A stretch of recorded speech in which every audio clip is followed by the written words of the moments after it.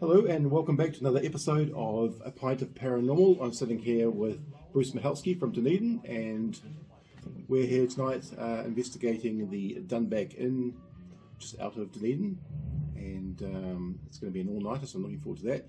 But I thought we'd spend a little bit of time just nattering to Bruce about his paranormal work down here in Dunedin and how he got into it.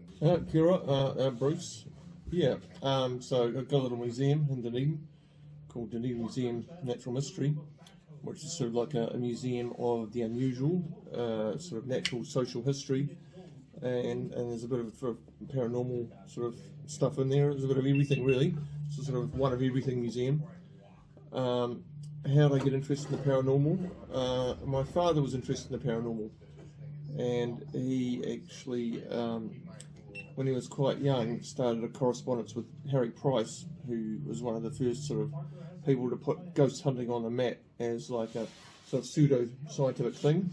Unfortunately, he's been widely debunked since and became a total charlatan. But at the time, a lot of people took his work seriously, including my young father, when he was a medical student. And so my father had all these books about the paranormal, including the one about Jeff the Talking Mongoose, and his book collection mixed up with all these other books about natural history and all sorts of things. And when I was reading them, I used to read everything that was lying around. I took a lot of them at face value, and there was a number about Baldy Rectory, and they were quite frightening for like a 13, 14-year-old child to read, because they just made it seem so utterly real, and he's like a scientist, talking about this stuff. And then I guess paranormal didn't really sort of stray into my life much until I met James Gilbert in Wellington, who had the Wellington Strange Occurrences group that he set up, and me and James became good friends, and started sort of trying to tag along. He wouldn't let me join the group, actually, I have to say. You play drums together? Yeah, we're in a band together, and we used to hang out, but he wouldn't let me join the group. It's just like, I think it was because I was also working at the art school, in Blocky Art School, where the group was doing a lot of its research, and I think James thought that I was too tainted basically by my association with the art school, and that's what I think anyway. It was nothing personal, and anyway, so hi James, hi, nothing personal. You wouldn't let me join your group. But having said that, when I moved back to Dunedin, so I was born in Dunedin 60 years ago, and I thought about starting a paranormal investigation group in Dunedin as sort of partly a way to sort of hype my museum, to be frank, but also because I was sort of getting more interested in it and the subject through hanging out with James, and so I started like a chapter of Strange Occurrences in Dunedin, and he had to sort of patch me over, and so I said, I don't want to start something until I've actually got a haunted place to investigate, and he said, no, you just start a group and people will come, but I was still reticent to start a group until we actually had a haunted building to investigate. And then the Tunnel Hotel came up, which is a hotel in Port Chalmers, and that we had access to, and started investigating there, started the group, me and my friend Oliver, and we've been going now. Dunedin Strange Occurrences has been going maybe 2 or 3 years. We've been to this inn before. The people that own it, Liz and Rob, are very, very friendly, and they like having us here. So it's always fun to come here, and the decor in this place is amazing.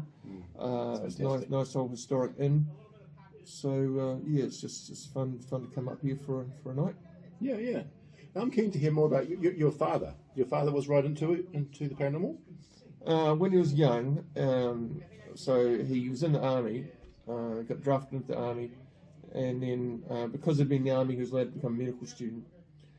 So he was a sort of curious, sort of intellectual type guy, and and struck up the sort of correspondence with Harry Price.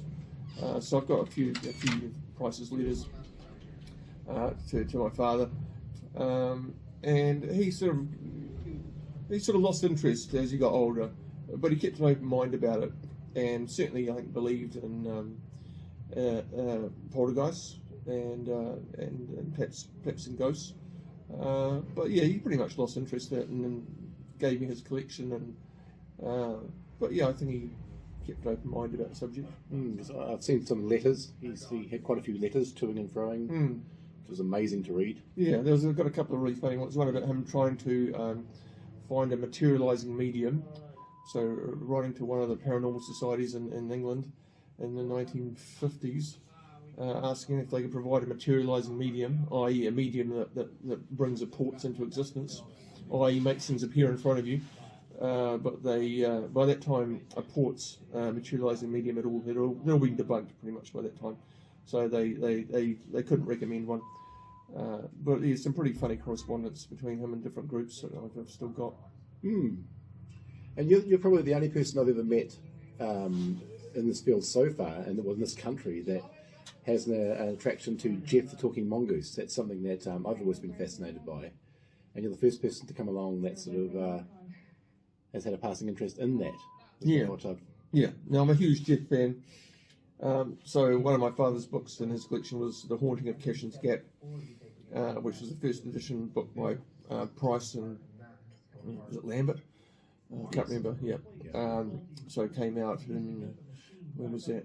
30s sometime. About Jeff, the talking mongoose from the Isle of Man, and I found that book fascinating. Not so much because I believed there was a real talking mongoose, but just the idea of it. It's a bit like the cognitive theories.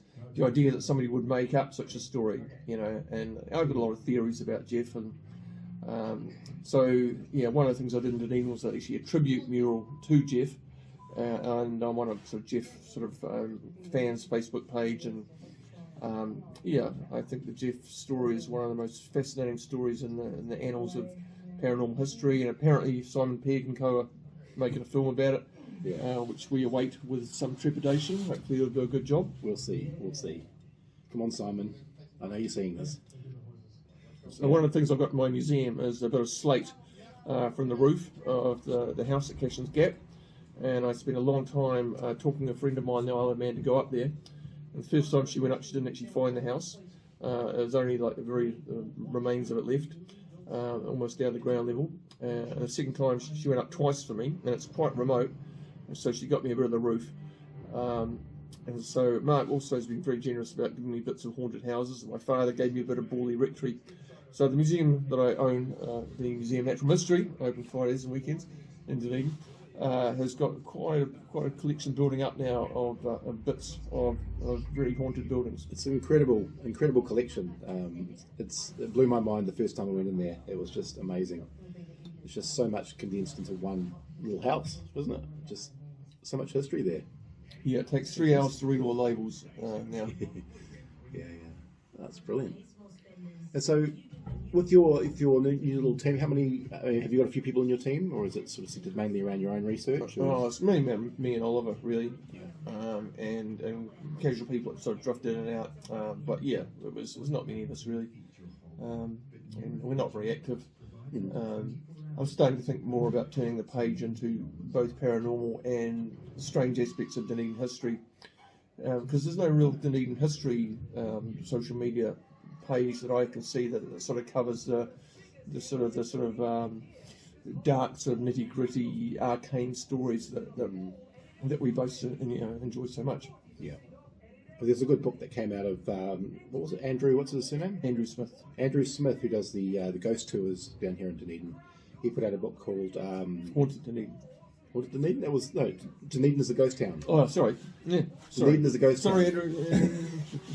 Bloody good book, and I hear rumours via Bruce that he's working on another one. So looking forward to that one.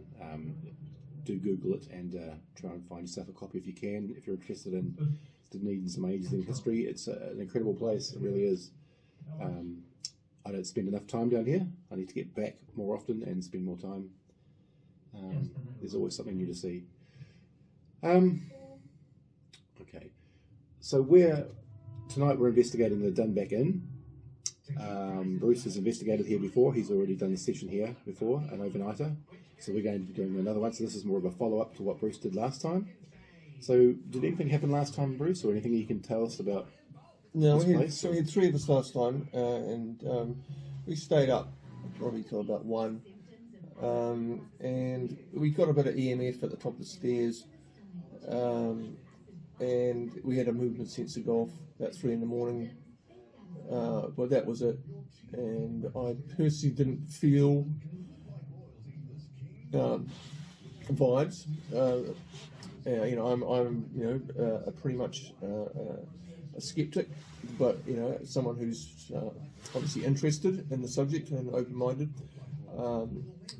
But the owners of the inn, Rob and Liz, are very serious and adamant about their experiences, and I believe they're telling the truth. So hopefully, something might happen tonight. Touch wood. Yeah. And I've been talking to Liz, and she's been telling me quite a few stories. So we'll try and pin together some sort of short film about it eventually when we get back, and shed a little light on this place. It's got some amazing history and some amazing stories. Liz waiting for us as well. So Dinner's on. We're gonna go. Bye.